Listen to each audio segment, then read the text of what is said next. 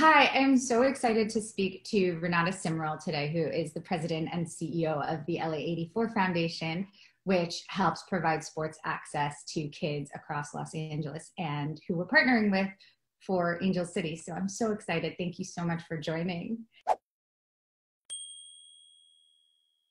Maybe you can start by introducing what LA84 does. Yeah, sure. Thanks for having me, and thanks for bringing a professional women's soccer team to Los Angeles. We're super excited, just about the future and certainly about our partnership. So it's awesome. The L84 Foundation is the legacy of the '84 Summer Olympic Games that were held in Los Angeles. And as a result of that game, there was a surplus, and 40% of that surplus came to start the foundation. And the work has been, for the last 36 years, is ensuring that all kids have access to sport and structured play opportunities. And so we do our work primarily in poor, underserved, under-resourced communities of color.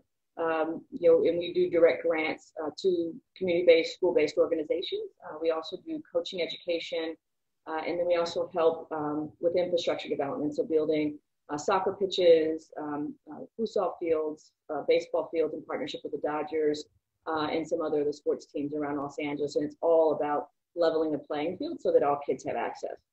It's so cool and so exciting, and so happy that we have this in our city. What keeps kids from being involved in sports, and girls in particular? Yeah, just across the board, it's economics. I'd say is a big issue. Is the gap between those who can afford sport and structured play, and quite frankly, enrichment programs like music and dance and art. It's a barbell. Those kids who comes from families of wealth and affluence have the ability to spend more, and the communities in which we serve just don't. There's other aspects of the higher crime areas and safe passage to parks, sort of gang activity. And then on the girls' side, it's those things plus puberty. We find that girls' sports participation drops at around puberty, around 12 or 13. Male coaches in high school, it's not uncommon for professional athletes to have gone through their entire life and not ever been coached by a female. And so the ability for a 12 or 13-year-old to talk about their body changing is a tough thing, and so they choose not to participate. In Los Angeles, there's a large Latino population, and then there's the family dynamics that prevent young girls from participating in sport. The families thinking that they should be more responsible for family issues or focused on their schoolwork, and they don't see or are aware of the connection between sport and engagement in school, and that athletes do better academically. So those are some of the reasons why we see youth participation dropping in sport. And that's so cool that you say that youth participation in athletics positively affects education. What are the other kind of long-term effects that you see from youth athletic participation? Life skills, leadership, knowing how to work in a team, finding your voice, dealing with failure. I think, that's a big, aspect. I think it's the life skills that you get from sports that are so critical. I'm one of those kids. My mom was a grocery clerk. My dad was a butcher. And if it wasn't for sports, I was a shy, this scrawny kid that just felt awkward growing up. And sports really helped me develop my team, my tribe, that I felt that I could accomplish anything because I had that support network. And so we see sport, not as I like to say not as a nice to have, but it's really an indispensable tool for youth development and for kids to find their pathway to lifelong well-being. And how has the pandemic affected your work and your outreach? We created a play equipment distribution program where we worked with LAUSD, Pasadena Unified School District, the Catholic schools, and some grantees to get play equipment directly in the hands of kids. So think bats and balls and jump ropes and other things that they can do in a small environment. And then we augmented that with some of our athlete friends to create videos to show the kids what they can do at home to stay active.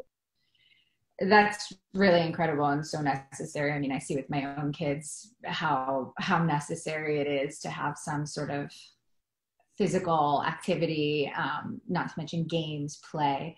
How does having a professional women's sports team affect young people in the community?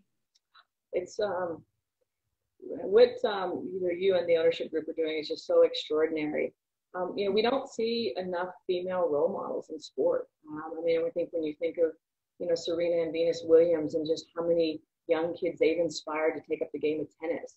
When you think about Alex Morgan and just the badass that she is, and being able to inspire young girls, to accomplish. And you can go on, Megan Rapinoe, Abby Wambach.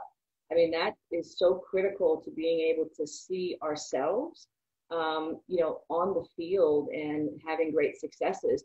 And I think that even go to Natalie, even the ownership group that you guys have put together, being intentional about it being female, having Julie, be the president and CEO. And I think the opportunities to give access and expose young girls, to those individuals, it helps to inspire them of what's possible. What is the Play Equity Fund that you've created, and what's the difference between the work that the Play Equity Fund does and larger LA84? Yeah, and I'm sure. Thanks for that question. If I can, I'll use an analogy. I share with folks is that the work that LA84 Foundation has been doing for 36 years is like pulling kids out of the river that are headed toward a waterfall. And over the last 36 years, we've helped to impact the lives of over 3.5 million kids. But the kids keep coming into the waterfall, and the community that we brought together to help to save those kids has just gotten much more than we can handle. And so the Play Equity Fund was established to really do what I like to say, go upstream and find out why the kids are in the water in the first place. And so there's a system changes about public resources in our K through 12 education system. In the state of California, we're 47th in per pupil spending, 47th in per pupil spending. We spend more on our prison population than we do on our, educating our kids. Our after school time has been taken away. So enrichment programs like music, dance, art, and even sports have been taken out of public schools. And when I went through middle school, I played basketball. Those opportunities don't exist in school, and they're very limited in an after school context. And so the Play Equity Fund is really about educating and bringing education and awareness to the public about the inequities that exist in the communities that we serve, sort of that play equity gap.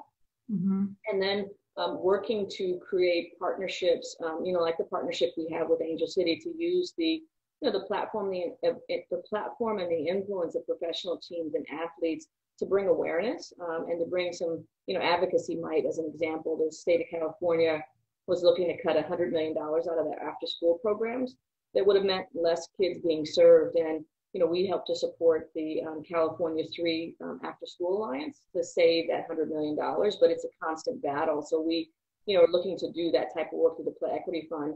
That is really, really exciting. So if people want to get engaged, involved, be part of the organizations that you support, what's the best way? Oh, be part of our Play Equity movement. I love it. Playequityfund.org. Just shoot us an email, and we'd love to get more people engaged and help us support changing communities one kid at a time.